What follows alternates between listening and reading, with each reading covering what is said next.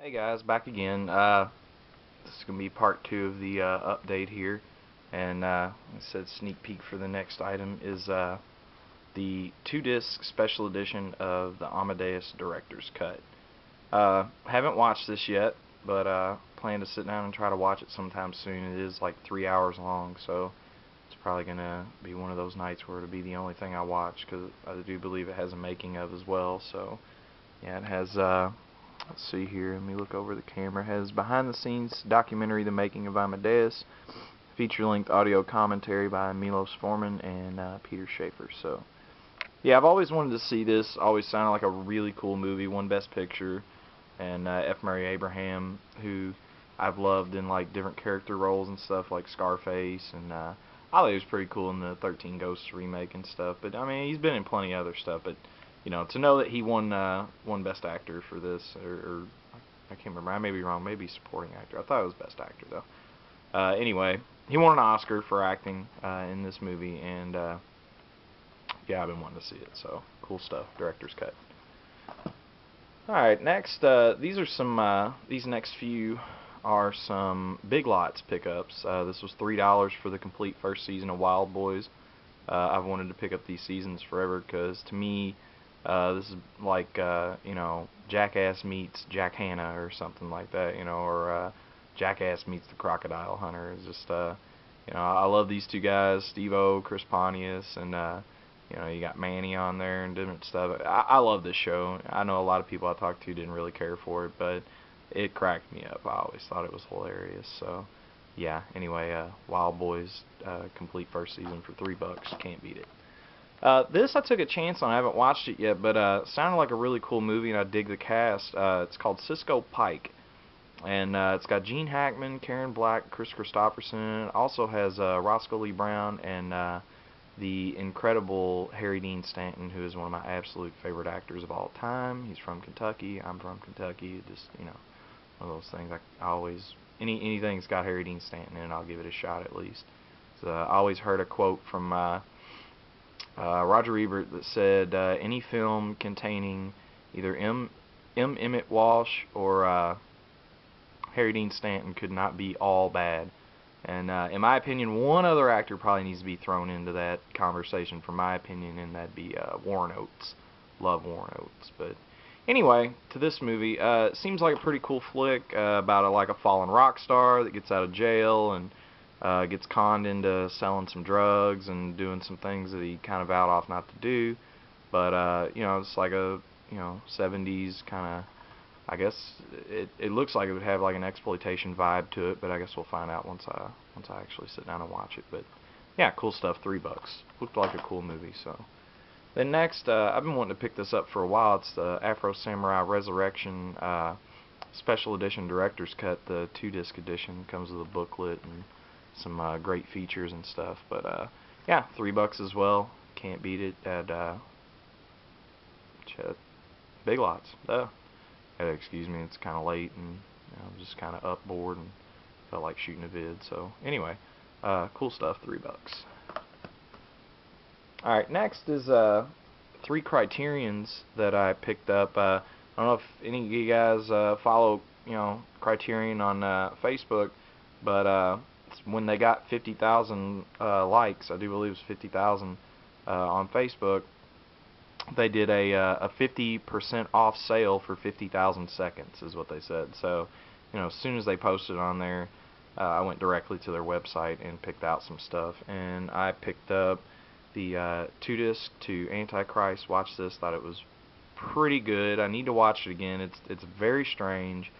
It has some very, very disturbing imagery and some very disturbing scenes. I wouldn't call it a thriller. I wouldn't call it a horror film. It's really a mood piece and kind of an odd character study, and just kind of a commentary, I feel, as far as it goes on relationships and how we treat each other as human beings. But still thought it was a very striking, very good film, very well done, very well made.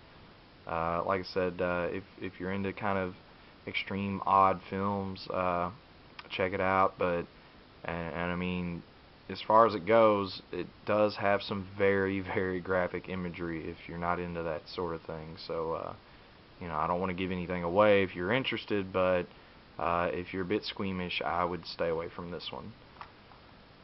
Alright, next is Samuel Fuller's White Dog. I've always wanted to see this movie. I've read about it for a long, long time. Wanted to see it for a while, and finally picked it up. And I have to say, it met all of my expectations. I thought it was a really, really excellent film. I love this cover. God, I love this cover. Just such an awesome cover. Sorry, I got to sit down for a second. But, yeah, I mean, the movie was put in a vault for years, if you don't know anything about it.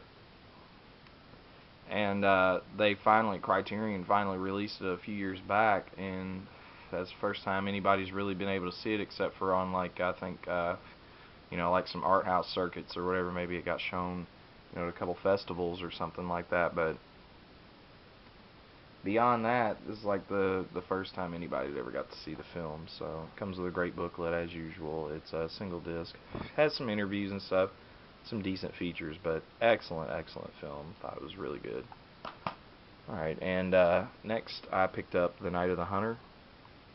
Watched this the other night. Really good stuff.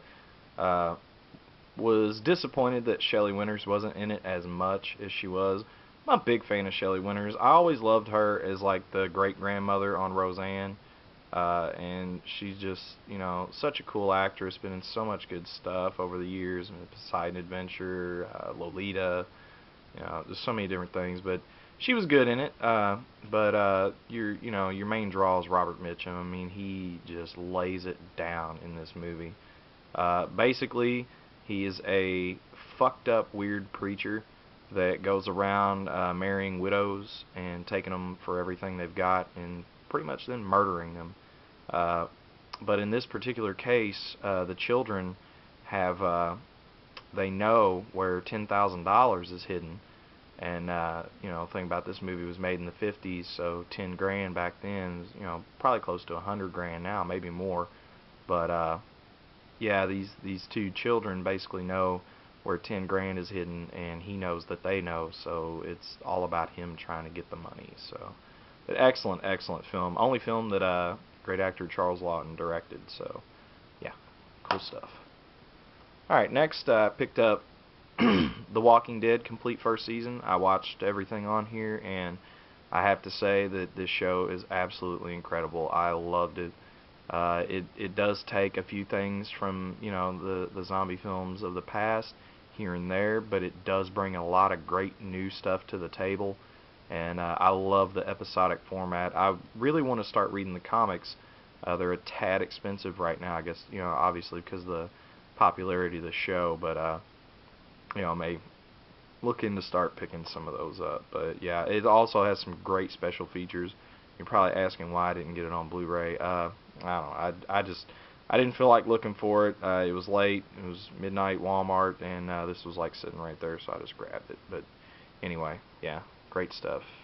So, alright, and finally, this came from eBay. I got this for about 15 bucks. I've been wanting these movies for a while, and this is the A Better Tomorrow 1 and 2 out-of-print box set from Anchor Bay. They have some trailers and some bios and stuff on there. One thing I did like that it had was it does have an English dubbing, which isn't bad in my opinion. I usually, with flicks like this, I turn on the English dubbing at first to see how it sounds. If it's not absolutely horrible, then I just go ahead and leave it on. If not, then I switch over to the subtitles. But yeah, good stuff. Love these movies. Pretty decent transfer. It had some shitty spots here and there throughout, but yeah, good stuff. So, can't complain. 15 bucks for a out-of-print box set. Just got a really good deal. But yeah, I may do another vid for some recent watches that I didn't include into this. Some stuff that I've borrowed, and go from there. But all I can say now is thanks for watching. Appreciate you guys commenting and subscribing and stuff, and keeping me going. So, alright, hope you enjoyed, and I'll catch you guys next time.